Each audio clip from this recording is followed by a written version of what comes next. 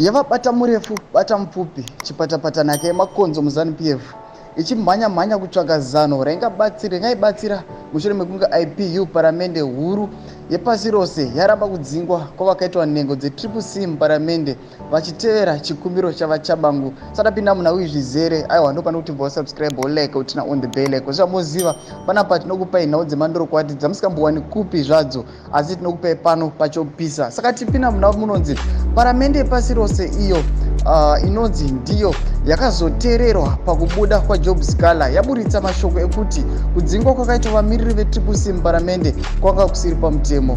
Izvi zvinogona kuita kuti vose vakadzingwa vadzoserwa muparamende zvichizopa Zanu Pf dambudziko rekuti itadze kuva ne2/3 majority muparamende zvinobva zvaita kuti itadze kupasisa imwe mutemo inonzi inenge isina kunakira vagari.